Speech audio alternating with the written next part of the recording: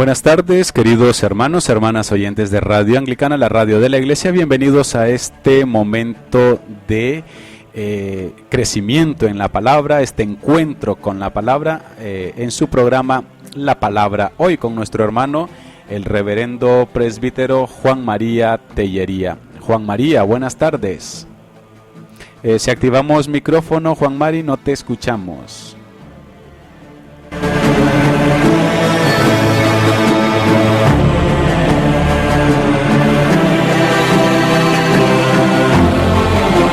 Ahora sí, Juan Mari, buenas tardes. Ahora sí, ya está activado. Muy buenas tardes, Noel. Muy buenas tardes a todos nuestros amigos del equipo de Radio Anglicana y, como no, muy buenas tardes también a todos nuestros amigos radio oyentes de ambas orillas del océano. Así es, correcto. Pues sean bienvenidos, queridos hermanos, como siempre, los miércoles a las 20 horas aquí con nuestro hermano para tener un encuentro y un acercamiento a la palabra de Dios. Hoy tenemos un tema nuevo, hoy comenzamos un nuevo bloque de análisis bíblico. Estudiaremos el libro del Génesis. Yo creo que tenemos unos 5 o 6 bloques para este programa, así que les invitamos a estar atentos. Los hermanos que nos escuchan a través de la transmisión simultánea que hacemos en las páginas de Iglesia Anglicana de España, Iglesia Anglicana Zaragoza y Radio Anglicana, también en los grupos de Face, y también se nos une la página de Emporio Digital, una página que transmite para Europa, también para retransmitir este programa. Así que saludamos a todos los hermanos que nos acompañan y también les invitamos pues a que mientras se va desarrollando el programa, si tienen alguna duda, alguna inquietud en relación al tema que estamos tratando y nos la quieren expresar, pues aquí Juan Mari encantado daría respuesta a cada una de ellas. Aunque estamos transmitiendo en todas las páginas simultáneas, les invitamos a que las preguntas o las envíen por WhatsApp o que nos las formulen en la transmisión de la página de Facebook de Radio Anglicana, que es la única que tenemos aquí a la vista para poder atender sus interrogantes. Comenzamos, Tellería, con una breve oración. Si nos compartes un breve espacio de oración, Tellería. Muy bien. Padre nuestro que estás en los cielos, te agradecemos una vez más, Señor, el privilegio que tú nos das de abrir con nuestros hermanos y amigos tu santa palabra, la Biblia. Te pedimos que en todo momento esta palabra signifique para nosotros vida, signifique para nosotros libertad, signifique para nosotros dignidad humana. Podamos transmitir, compartir y proclamar. En el nombre de Jesucristo nuestro Señor. Amén. Amén. Amén.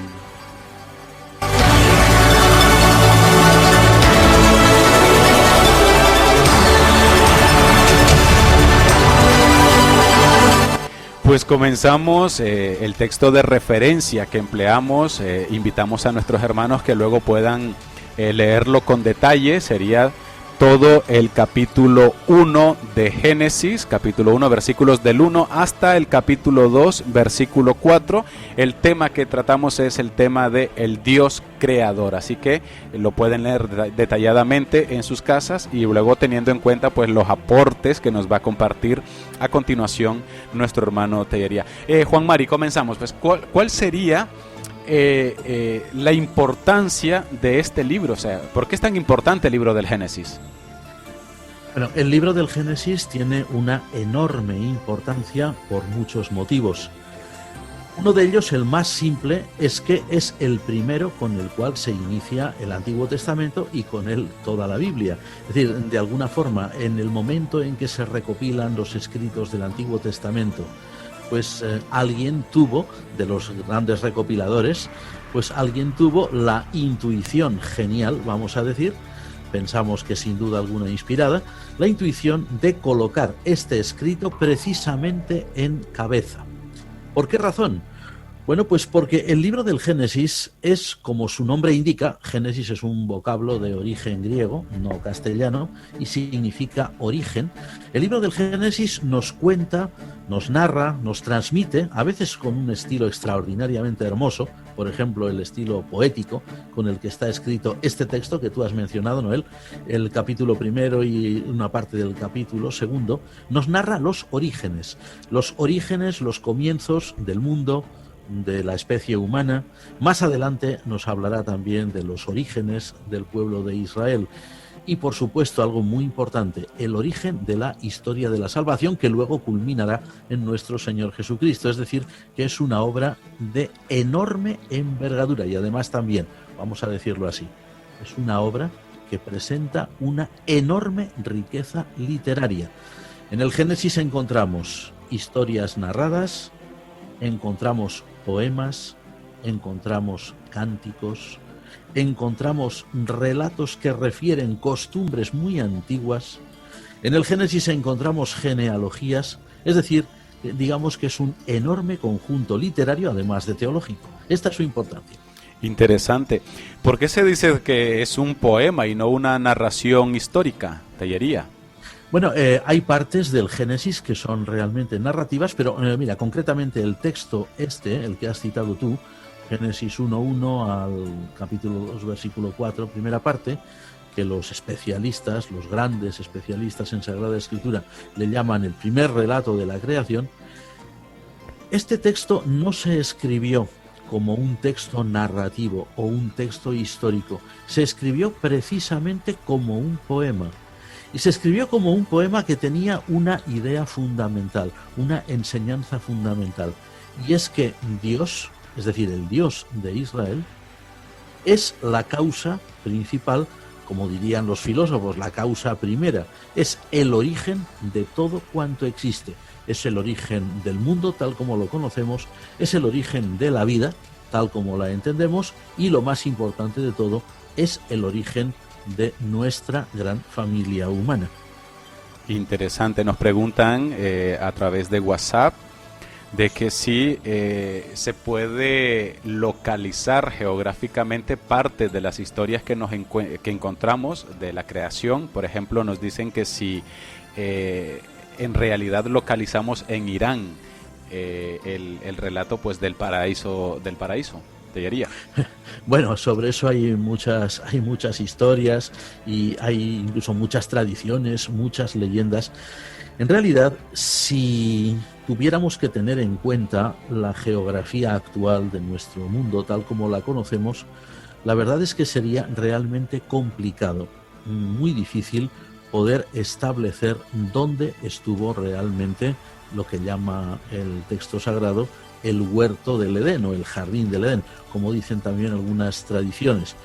De hecho, hay tradiciones muy antiguas que hablan de un jardín del Edén que debía ser enorme, no simplemente como a veces lo imaginamos, un pequeño puntito, pues como nos dice este amigo nuestro, ¿no?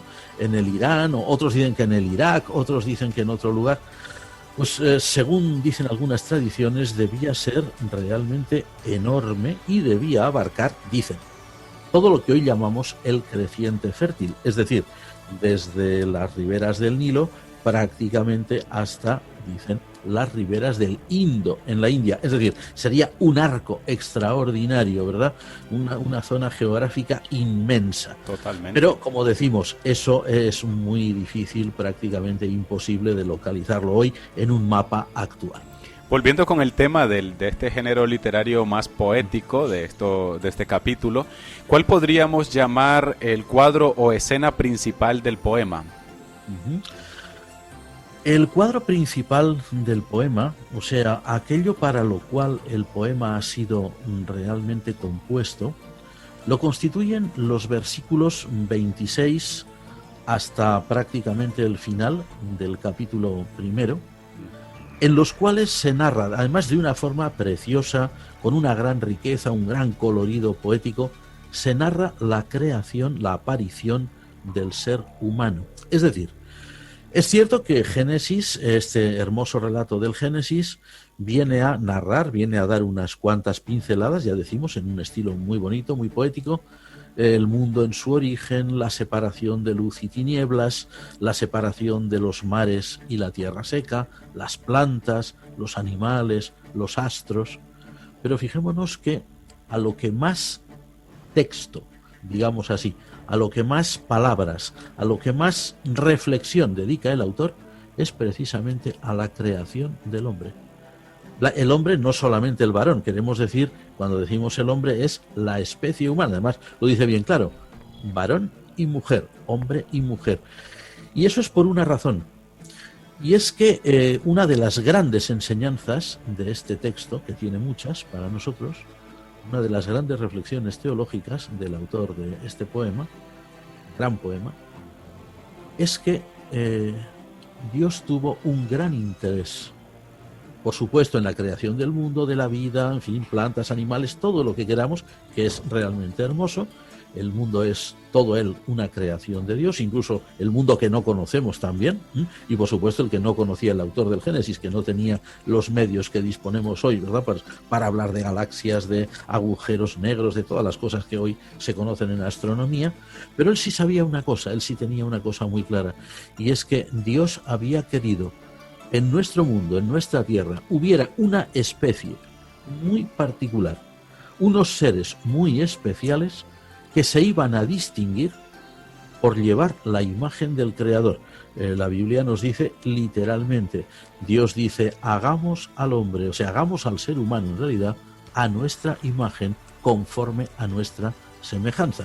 Y esa imagen y esa semejanza de Dios, aparte de otras muchas implicaciones, conlleva algo muy importante. Dice el dominio sobre todos los demás seres. Pero cuidado, no un dominio despótico, no un dominio tiránico, no un dominio explotador, como a veces se ha entendido, sino un dominio equilibrado. El gran propósito de Dios para la especie humana es que la especie humana gobierne este mundo, se enseñoree de él, pero respetando sus reglas del juego, es decir, haciendo de él un lugar realmente digno de ser habitado. Interesante, nos preguntan de Colombia, la Biblia nos enseña de que el ser humano es la última creación de Dios. ¿Es el hombre la obra máxima de la creación? Según el relato del Génesis, sí. Por eso algunos han dicho, desde hace ya muchísimos siglos, esto es una idea ya muy tradicional en el cristianismo, ¿no?, de que el hombre es el ser humano. Entendido el hombre, decimos el ser humano, el género humano, la corona de la creación. Y por eso también algunos habían dicho pues que es el rey de la creación, que está muy bien. Lo que ocurre es que nosotros, mejor que el rey de la creación, lo que tendríamos que decir es el regente de la creación, o precisamente pues el gobernador de la creación, pero en nombre de su verdadero rey, que es realmente el creador. Pensemos una cosa, la creación del ser humano en la tierra, tal como nos la relata este hermoso poema del Génesis, sin duda alguna que, bueno, pues obviando un poco pues esas imágenes tan bonitas, tan literarias que ofrece el poema, lo que tiene de base es una idea fundamental. Y es que el ser humano, la especie humana, tiene que ser alguien, o han de constituirla, individuos o grupos completos que van a manifestar la realidad de Dios en el mundo y, desde el punto de vista cristiano, algo muy importante. Eso el autor del Génesis no lo podía saber, pero nosotros sí, porque no solamente hemos leído el Génesis, sino la Biblia completa y también el Nuevo Testamento. Y es que la especie humana iba a ser, de todas las especies que existen en el mundo, la única en la cual se iba a encarnar el Verbo de Dios, lo que significa que el hombre fue creado de una manera muy especial.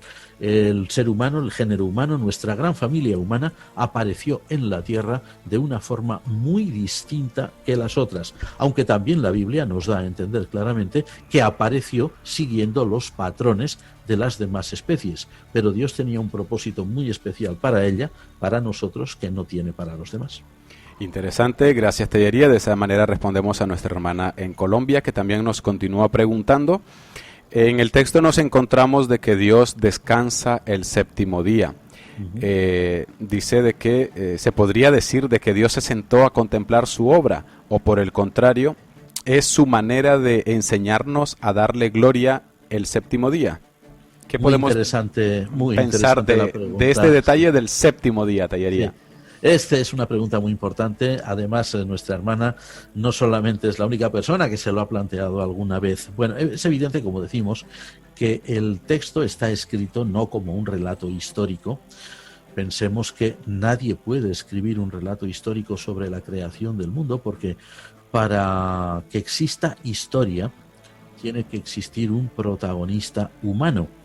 Y en el relato de la creación, pues el protagonista nunca es el ser humano, sino que el protagonista es el creador.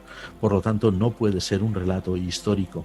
Entonces, todas las figuras que ahí se emplean, una de ellas, por ejemplo, esta tan importante, que nos cita nuestra hermana de Colombia, pues es una figura realmente hermosa, en la cual, efectivamente, Dios contempla su obra.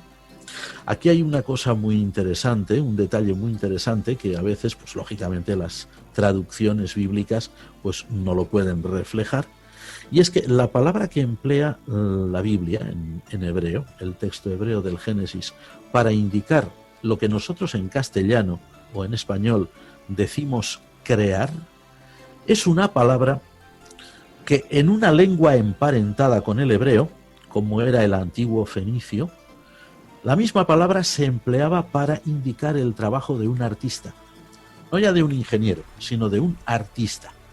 Interesante la idea, porque se deja entender que lo que el autor de este cántico del libro del Génesis nos está diciendo es que Dios contempla su obra como un buen artista, pero un buen artista que se queda extasiado ante lo que ha creado.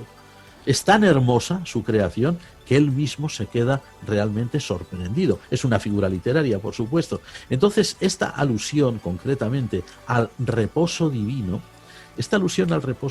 tiene un factor muy importante de reconocimiento de Dios, por parte de Dios, de su propia obra, y también, por supuesto, una invitación al ser humano para que se regocije en la obra creadora de Dios, algo que nos viene muy bien porque los seres humanos siempre hemos tenido, no solamente hoy, no solamente es nuestra civilización, digamos, occidental, tecnificada, la que tiende a olvidarse de la creación, sino que ese olvido de la creación es algo muy antiguo y casi diríamos que es tan antiguo como el propio ser humano en la Tierra. Es importante poder consagrar un tiempo a nuestro Creador para darle gracias por su obra, para contemplar su obra, para reflexionar en ella y, por supuesto, recordando algo muy importante que nos dice el propio Jesús en el Nuevo Testamento, en el Evangelio de Juan. Dice, mi Padre hasta ahora trabaja y yo también trabajo. Es decir, no significa, como algunos antiguos habían dicho, que Dios se fatigó tanto durante la obra de la creación que tuvo que estar todo un día descansando. Eso no tendría sentido en el Creador, sino que es una figura literaria muy hermosa y teológica, por supuesto, para decir que Dios admira su propia obra, que Dios ama su propia obra. Y no pensaba decir esto, pero ya que estamos en esta idea tan importante, pues me parece interesante destacar algo, y es que los cristianos, los creyentes, tenemos que valorar realmente la obra de Dios en la creación y tenemos que saber dar gracias por ella, y no debiéramos nunca caer en el error de quienes desgraciadamente, siempre ha sido así a lo largo de la historia, pero en nuestros días pues se diría que es más, y sobre todo pues a través de tantos medios de comunicación como hoy tenemos, es una idea muy negativa, muy antibíblica y muy anticristiana que se difunde por ahí, algo así como que hay que desear la destrucción de este mundo porque el mundo es malo o porque el mundo está condenado a la aniquilación. Cuidado. Según el relato de la creación, lo que Dios vio, dice que era bueno. Y al final nos va a decir este relato que todo lo que él había creado y que tanto le gustó a él mismo, dice que era bueno en gran manera. Es decir, que el ser humano ha de aprender, ha de volver a aprender, porque ya lo sabía pero lo olvidó, ha de reaprender a valorar la obra de Dios en la creación. Y esa obra de Dios en la creación implica, por supuesto, un gran respeto a la vida, implica un servirse de la vida, porque el ser humano es quien gobierna el mundo por designio del Creador, pero ese respeto a la vida y esa conservación de la vida se debe hacer, por supuesto, dentro de unos cauces razonables. Si bien es cierto que el ser humano siempre se ha servido y se sirve y se servirá de la creación para su propio mantenimiento, para su propia nutrición, incluso para su propio vestido, eso debe hacerse siempre con un notable equilibrio. Una cosa es servirse de la creación y otra cosa es esquilmar la creación o destruir o agotar la creación. El ser humano está llamado a servirse de ella de manera equilibrada, porque es obra de Dios. Gracias, Tellería. De esa manera respondemos a nuestra hermana en Colombia. De México, Josué, un seminarista de la Iglesia Anglicana de México, nos hace la siguiente pregunta. Ya que en el capítulo 2, versículo 2, nos dice, leo textualmente porque no hace referencia al texto, dice: y acabó Dios en el día séptimo la obra que hizo y reposó el día séptimo de toda la obra que hizo. Y bendijo Dios el día séptimo y lo declaró santo, o sea, lo santificó, porque en él reposó de toda la obra que había hecho en la creación. Como cristianos debemos guardar el sábado, si Dios lo ha declarado santo. Sí, efectivamente, hay que tener en cuenta, como decíamos, que este texto es un texto que no es narrativo, sino que es un texto poético, teológico, por supuesto, pero de estilo poético. Es decir, que de este texto nosotros nunca podríamos emanar, por decirlo así, una especie de mandamiento estricto que obligara al pueblo de Dios a una observancia rigurosa, por ejemplo, de un día determinado, ¿verdad? Es cierto que los judíos en el Antiguo Testamento lo entendieron así. De hecho, la observancia sabática se convirtió para ellos, a partir sobre todo de la reforma de Esdras y Nehemías, siglo V antes de Cristo, se convirtió en uno de los signos distintivos de su fe frente a los paganos. Pero sin embargo encontramos en el Nuevo Testamento que la actitud de Jesús hacia esa observancia era completamente distinta, y así es como lo entendió la Iglesia. Incluso hoy, para nosotros, como creyentes cristianos, el día del Señor, que para nosotros es el día de la resurrección de Cristo, aunque sabemos que hay creyentes que son muy estrictos en su observancia y hacen de él pues prácticamente una carga legal, no es ese el espíritu con que se debe enfrentar. De hecho, incluso este texto del libro del Génesis no habla nunca de una estricta observancia que hiciera de ese día concreto una carga. Eso lo hizo después, desgraciadamente, el judaísmo, y por desgracia hoy también son numerosos los grupos cristianos que hacen lo mismo con el Día del Señor. Pero el Día del Señor para la Iglesia es un día de gozo, un día de liberación, y lo que Dios nos pide en este texto, el mensaje de este texto, es un respeto absoluto a la creación, un dar gloria a Dios por la creación, un reconocimiento de su obra creadora, de su bendición, y un reconocimiento de su soberanía y de su señorío sobre todos nosotros, que eso se hace en ese día concreto, cuando nosotros nos reunimos para el culto sagrado, pero también se hace a lo largo de todos los demás días.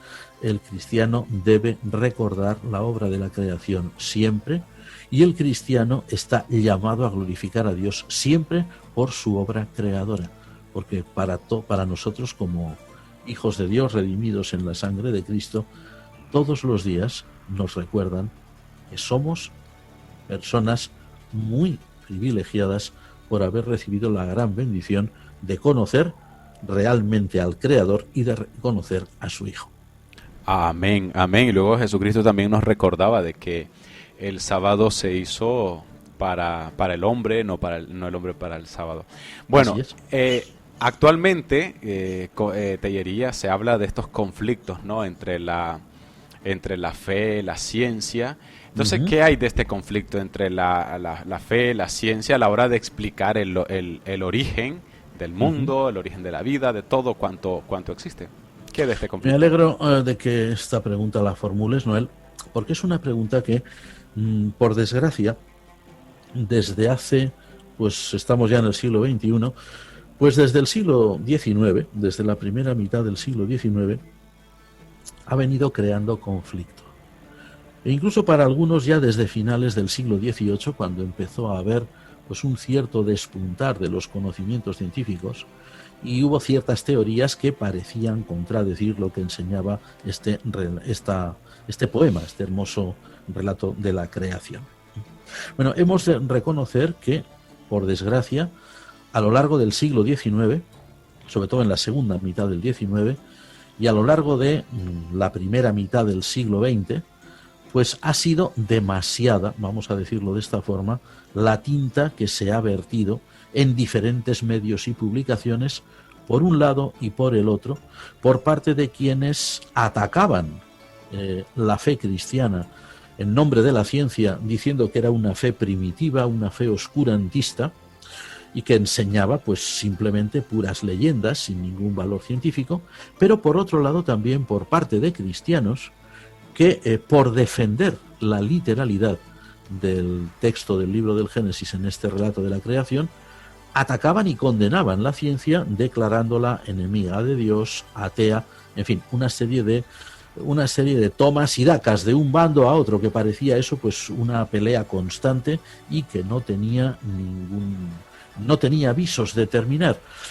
Hemos de decir que gracias a Dios, aunque fueron muy pocos, ya en el siglo XIX, algunos dirigentes religiosos cristianos, y precisamente nada sospechosos ni de materialismo, ni de ateísmo, ni nada de esto, uno de ellos, pues el obispo Juan Bautista Cabrera Ibars, el fundador, por decir así, de la Iglesia Española Reformada Episcopal, la IERE, como se ve en sus escritos, tuvieron la intuición genial, vamos a llamarlo también de esta manera, tuvieron la intuición genial de reconocer que en el libro del Génesis había un fondo, que es lo que el creyente debe tener en cuenta, con una forma externa poética, y por otro lado había una ciencia que no se podía negar sus evidencias, pero que no contradecía, mucho menos,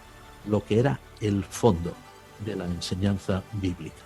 No la forma, porque la forma, como hemos dicho, es literaria, es poética, y normalmente cuando alguien compone un poema, tanto en la antigüedad como hoy, en el mundo actual, y hoy tenemos muchos y excelentes poetas, especialmente en nuestro idioma, algunos más conocidos que otros, pero en ambas orillas del océano, es decir, grandes literatos que escriben poesía. Quien escribe un poema siempre quiere vehicular una idea fundamental, una idea importante. Podemos pensar en cualquiera de las grandes figuras literarias de nuestra poesía en lengua castellana, tanto en los países de América como en la propia España. Y estos poetas lo que quieren es transmitir esa idea, pero el envoltorio del poema son figuras muy bien construidas, pero eso no es lo importante es lo que quieren transmitir. Cuando el autor de este hermoso cántico del libro del Génesis compone esta narración en forma poética, lo hace por una razón. Israel, el antiguo Israel, en un momento determinado de su historia, se ve confrontado a una realidad terrible. Todos nuestros amigos y hermanos lectores de la Biblia, lectores asiduos de la Biblia, saben muy bien que el gran punto de inflexión de la historia de Israel, del antiguo Israel, fue la destrucción de Jerusalén y la destrucción del templo de Jerusalén por manos de las huestes, las tropas, los ejércitos de Nabucodonosor II, rey de Babilonia, que no solamente destruye la ciudad, no solamente destruye el templo, sino que, según nos dicen varios de los libros de la Biblia, Jeremías uno de ellos, Ezequiel otro, Daniel otro, etcétera, los libros de los reyes, los libros de las crónicas, lo que hace es deportar a la población judía, o por lo menos a una mayor parte, a la ciudad de Babilonia, lo que hoy es actualmente el Irak, cerca de la capital, cerca de Bagdad. Hoy Babilonia ya no existe, es una ciudad en ruinas, pero está cerca de la capital del Irak. Los deporta allí.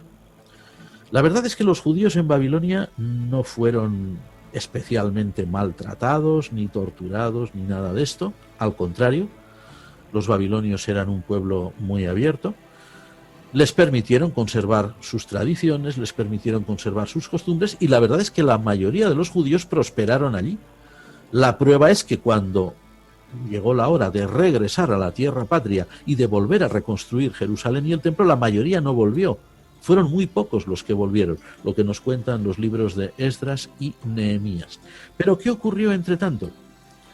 Entre tanto ocurrió que los judíos en Babilonia se vieron confrontados por primera vez en su historia a unas culturas, a unas civilizaciones antiquísimas, como eran las civilizaciones de Mesopotamia, que tenían una riquísima literatura llena de poemas, llenas de historias míticas, llenas de leyendas acerca del origen del mundo, acerca del origen de las naciones, acerca del origen de la vida.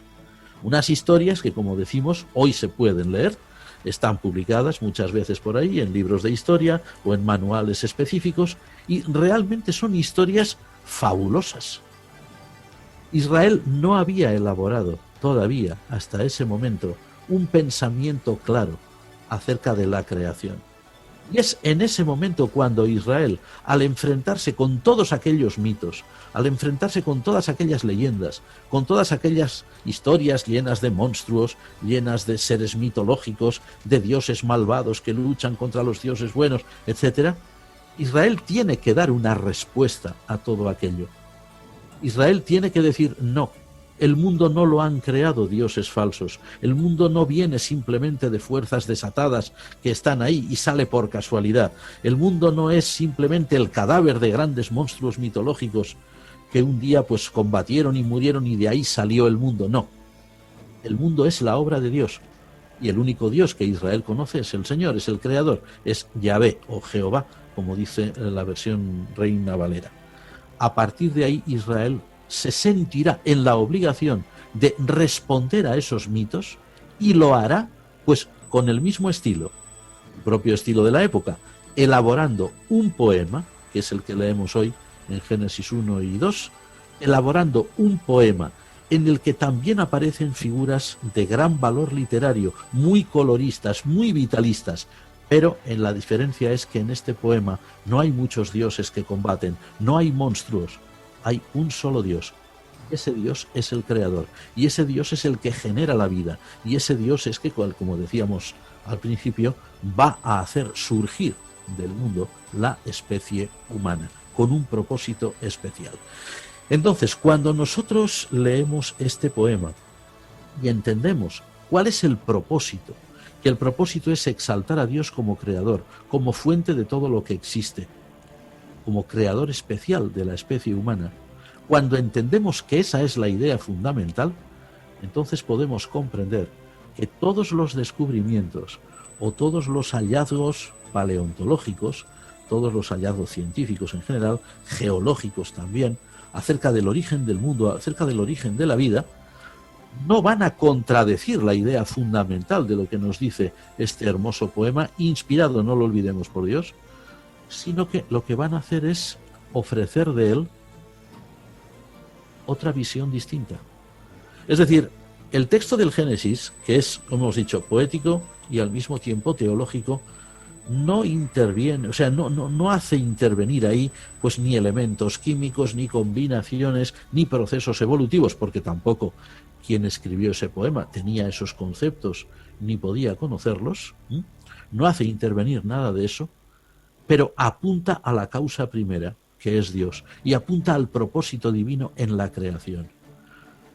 Cuando hoy un creyente estudia, por ejemplo, un chico o una chica en la escuela secundaria o en la universidad, cuando estudian biología, cuando estudian paleontología, cuando estudian geología, cuando estudian el proceso, los diferentes procesos a través de los cuales nuestro mundo ha existido o a través de los cuales la vida se ha generado y la vida se ha manifestado de un inmenso número de formas, muchas de las cuales hoy ya no existen, pero otras todavía sí, y sobre todo cuando se estudia cómo ha sido el desarrollo de la especie humana, a lo largo de los siglos y de los milenios, entendemos realmente, conjugando los datos de la ciencia con la idea magistral que nos ofrece la Biblia, entendemos que realmente en la creación de la vida, en los procesos evolutivos que han generado la vida y sobre todo en lo que nos ha dado vida a nosotros como seres humanos, ha habido realmente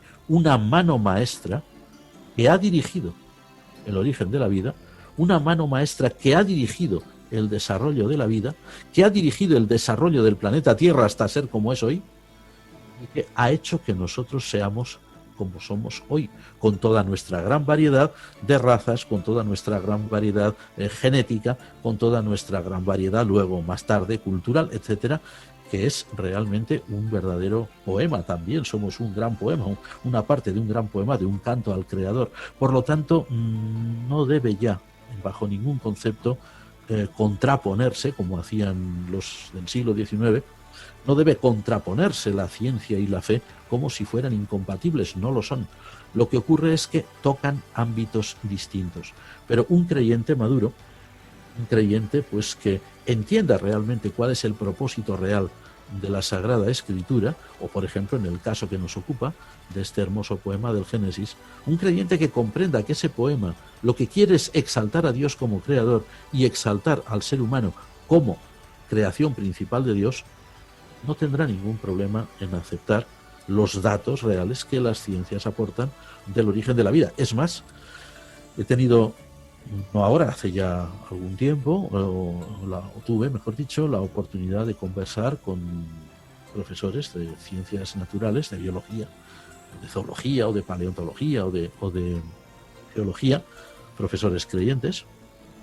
Yo les pregunté esto, me vais a perdonar mi ignorancia, pero es que yo de ciencia pues no tengo mucha idea, yo soy más bien de humanidades, ¿no? O de letras, como decíamos antes. ¿Qué hay de este conflicto? Y entonces, no tiene por qué haberlo. No tiene por qué haberlo, porque si se entiende el propósito para el cual fue escrito ese relato, luego todos los datos que la ciencia aporta no lo niegan. Lo que hacen es aumentar la visión que ese relato nos da en su origen, e incluso, como decía uno concretamente, cada vez que se encuentra un fósil de una especie animal, por ejemplo, que hoy ya no existe, que no conocíamos y que la hemos descubierto ahora, y eso está ocurriendo a diario, un creyente siempre se da cuenta de que ahí está encontrando un nuevo motivo para alabar al Creador, porque esa criatura existió, porque Dios en su propósito lo había creado. Amén, amén. Rápidamente, aquí una hermana nos había preguntado que, referente a la pregunta anterior, que se trataba sobre el séptimo día, que cuál era el día entonces de adoración a Dios. Yo creo que ya lo hemos respondido, que pueden ser todos los días o el domingo, como nos dice también San Pablo en la carta a los romanos, que el que crea que es un día, pues que lo haga en nombre de Dios, y el que crea que todos los días, pues adelante. Y tenemos también una pregunta que nos dicen que, pues, ¿qué piensa el reverendo Tellería? Nos dicen de Madrid, ¿qué piensa el reverendo Tellería de, bueno, estas corrientes que ya han perdido ya mucho terreno? La creacionista y la evolutiva, bueno, la de la evolución. ¿Qué piensas tú de estas corrientes que ya han perdido mucho terreno? No sé, han perdido mucho terreno, efectivamente. Mira, hubo a finales del siglo XIX, como decíamos, y a principios del XX, una especie de filosofía creacionista de combate, que no era un creacionismo sano, porque, a ver, creacionistas somos todos los creyentes. Vamos a ver, yo sinceramente no conozco a nadie que sea creyente y que no crea que Dios es el origen de todas las cosas. Vamos, es que no tendría sentido. O sea, no se puede ser, lo digo así de claro, aunque suene radical, no se puede ser creyente sin ser creacionista. Eso es como decir, ¿se puede ser cristiano sin creer en Cristo? Pues no, evidentemente. Se podrá ser cualquier cosa, deísta, por ejemplo, creer en Dios, pero cristiano, para ser cristiano hay que creer en Cristo. Bueno, pues no se puede ser un creyente cristiano. Todavía vamos a extenderlo mucho más. No se puede ser un creyente judío, No se puede ser un creyente musulmán, y digo pues estas tres religiones porque son las tres grandes religiones que llaman abrahámicas, es decir, las religiones que tienen su origen en el gran patriarca Abraham, ¿no? Que es un gran personaje del libro del Génesis. Hay quien dice que el más importante de todos. Bueno, no se puede ser creyente sin realmente reconocer a Dios como creador y como origen de todo. Lo que ocurre es que aquel creacionismo de finales del siglo XIX y de la primera mitad del siglo XX, aunque ha seguido en algunos ámbitos muy restringidos, ha seguido combatiendo por ahí y sigue, la verdad es que ese creacionismo de combate ya no tiene sentido, porque es un creacionismo que lucha contra fantasmas. Y uno de los fantasmas contra los que lucha es lo que se llamaba, ahora ya nadie lo llama así, la teoría de la evolución. Es decir, a ver, la evolución, según nos dicen hoy los especialistas, no es una teoría, es un hecho comprobado. Lo que sí que es una teoría es el darwinismo del siglo XIX. Ese darwinismo del siglo XIX hoy ya está superado. Ya no hay ningún científico hoy que sea darwinista. Los postulados que Darwin enseñaba, pues las ciencias naturales los han desmentido. Por lo tanto, elaborar toda una filosofía creacionista en contra, o sea, luchando contra el darwinismo, pues no tiene sentido, ¿no? Es lo mismo que si hoy, por ejemplo, pues alguien quisiera hacer, por decir un absurdo, ¿no? Imaginemos hoy un político en cualquiera de nuestros países hispanos, tanto en América como aquí mismo en España, que hiciese pues un levantamiento contra el pobre emperador Napoleón. El pobre Napoleón pues ya hace mucho tiempo que murió. No tendría sentido hoy ser antinapoleoniano. Bueno, pues por la misma razón ya no tiene sentido ser antidarwinista, porque el darwinismo ya ha muerto, hace mucho tiempo que murió. Es una teoría superada. Hoy las ciencias biológicas, paleontológicas en general, pues reconociendo claramente que el darwinismo está muy superado, que las enseñanzas del darwinismo no tienen una plasmación real en la naturaleza, entienden que la evolución, sin embargo, sí que es un hecho. Pero cuidado, hay que decir aquí algo que a lo mejor mucha gente no sabe, es que la idea evolucionista, el evolucionismo, no lo inventó Darwin, muchísimo menos. Darwin lo formuló a su estilo, darwinismo, en el siglo XIX, pero el evolucionismo es tan antiguo como la Grecia clásica. Ya un filósofo que se llamaba Demócrito, precisamente comprobando lo que él llamaba las huellas de vida antigua en las rocas, hoy lo llamaríamos fósiles, observando los fósiles que él encontró en Grecia, en su Grecia natal en aquellas épocas, él ya elaboró una teoría que decía cómo unas formas evidentemente habían derivado de las otras. Y lo que mucha gente no sabe, ni muchos de estos creacionistas furibundos tampoco, es que el propio San Agustín de Hipona, padre de la Iglesia, su comentario al libro del Génesis, que es una obra maestra, en su comentario al libro del Génesis, él se hace eco de aquellas teorías, entre comillas, evolucionistas, que partían de Demócrito. Y él explica la creación, efectivamente, basándose en aquellas evidencias evolutivas. Es decir, San Agustín entendió clarísimamente que la literalidad del relato pues era una cosa, pero el fondo del relato no era incompatible con lo que la naturaleza evidenciaba, y es así como debemos entenderlo hoy. Por eso, como decía este profesor de ciencias con el que hablé hace algunos años, cada vez que se encuentra un fósil nuevo de una especie nueva, que no es nueva, que es antiquísima, pero que no conocíamos, el creyente debe dar gracias a Dios y alabar a Dios, porque ahí hay un testimonio de una forma de vida antiquísima, de la cual sin duda Dios es también el origen, pero que ya no se ha mantenido hasta nuestros días, porque o bien ha desaparecido ya porque cumplió su ciclo, su periplo vital en la Tierra, o bien porque ha derivado en otras que han existido después. En cualquier caso, toda la creación, los seres que vivieron en épocas muy remotas, los seres que viven hoy, atención, los seres que puedan vivir en siglos futuros, que no sabemos cómo serán, o incluso los seres que pudieran vivir, esto ya es un poquito hipótesis, ¿no? Pero también está ahí, los seres que pudieran vivir en otros mundos que también son creación divina, todo es un canto de loor al poder del Dios creador del universo. Amén. Una pregunta que nos llega también ya casi en el último momento, la última, y ya estamos ya casi contra el tiempo, Tellería. Dice, Dios sigue creando las cosas, o sea, Dios sigue creando, o nosotros vamos descubriendo más de la creación. Muy buena pregunta, y la respuesta, puesto que la pregunta era doble, la respuesta también, y además de corazón, las dos cosas. Fíjense, hace algunos años una persona que es, de hecho, un especialista en astronomía, me comentaba que cuando los astrónomos hoy, además hoy los telescopios que tenemos y la técnica de que disponemos no es la que se ve en cuadros antiguos de una persona con una especie de tubito que está mirando hacia el cielo, ¿no? Hoy los telescopios son de muchísima mayor envergadura. Es muy evidente que se captan mundos, galaxias que están surgiendo hoy. Claro, alguien dirá, sí, pero como hay una serie de años luz que median entre esa imagen y nuestra percepción, esas galaxias ya deben estar, o sea, lo que estamos viendo ahí, por decirlo así, es la fotografía de lo que ha ocurrido a lo mejor cientos de miles de años atrás. Es cierto, pero eso significa que puesto que Dios tiene una enorme capacidad de creación y de amor por sus criaturas, significa que Dios sigue creando. Volvemos a repetir unas palabras de Jesús: mi Padre hasta ahora trabaja y yo trabajo.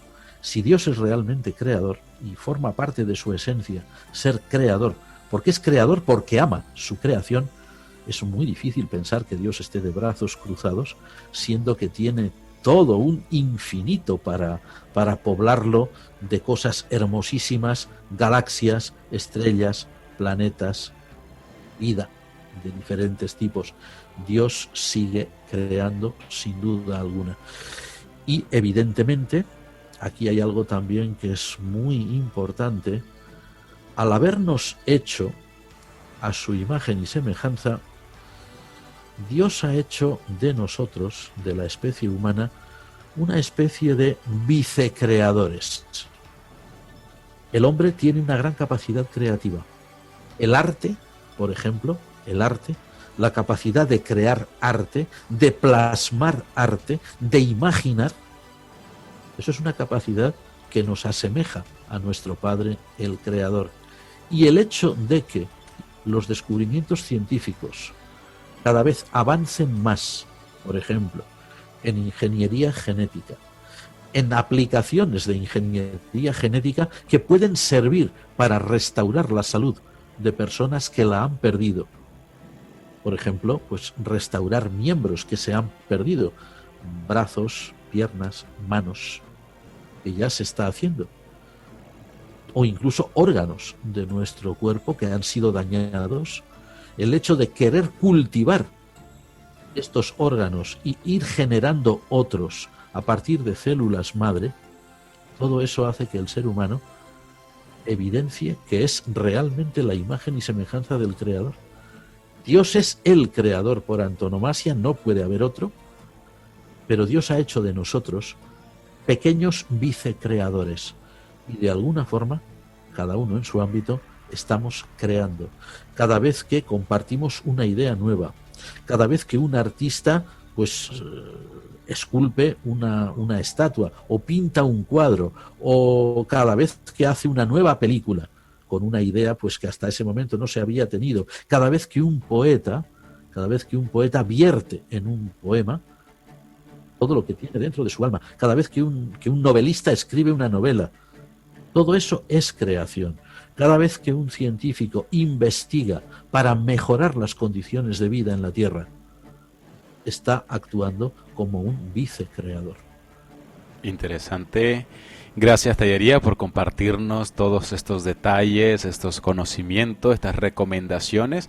Y bueno, la invitación queda dada a nuestros hermanos para que puedan deleitarse, ya teniendo en cuenta esto que nos ha compartido Juan Mari, que puedan deleitarse leyendo todo el capítulo 1 y los primeros 4 versículos del capítulo 2, disfrutando de este poema de la creación en el que se elogia a ese gran Dios creador, todopoderoso, que hizo todo con el poder de su palabra. Así que muchísimas gracias, Juan María, por tu tiempo, por tu dedicación, por este compromiso que tienes con la iglesia, con nuestros oyentes, con Radio Anglicana.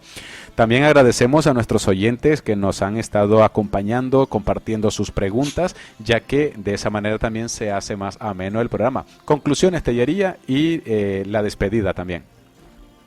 Pues la conclusión es muy sencilla: que toda nuestra existencia sea en esta tierra, mientras estamos aquí, que sea un verdadero cántico, un verdadero poema en honor de nuestro Padre y de nuestro Creador, recordando que todo aquello que hacemos bien, por supuesto, contribuye a que esa creación de Dios vaya cada vez siendo más perfecta, más adecuada para nuestra vida.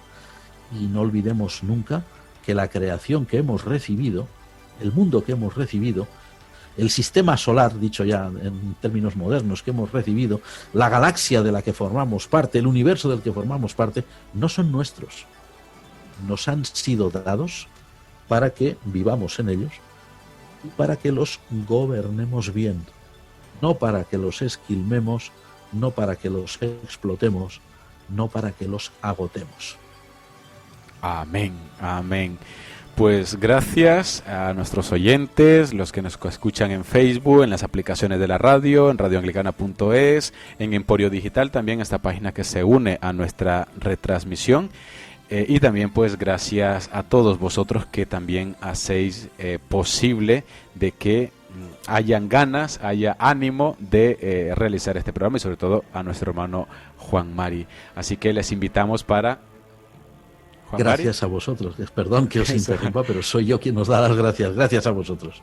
Y los invitamos para dentro de 8 días, si así Dios lo permite, para que sigamos con estas reflexiones en torno al libro del Génesis, para que vayamos conociendo detalles importantes a tener en cuenta a la hora que nos encontremos con este maravilloso libro del origen del Génesis.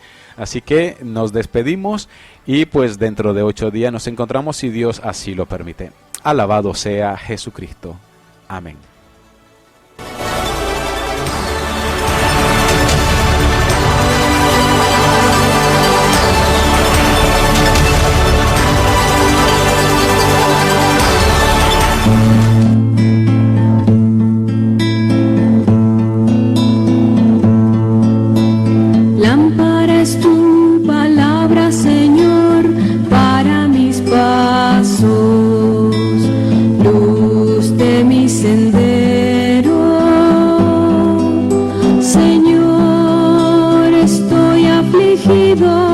Dame vida según tu promesa.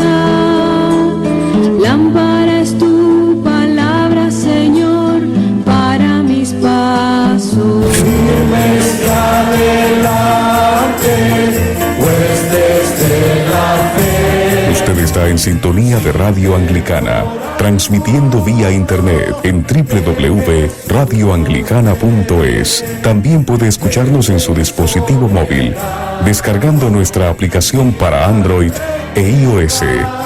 Radio Anglicana, la voz de la Iglesia.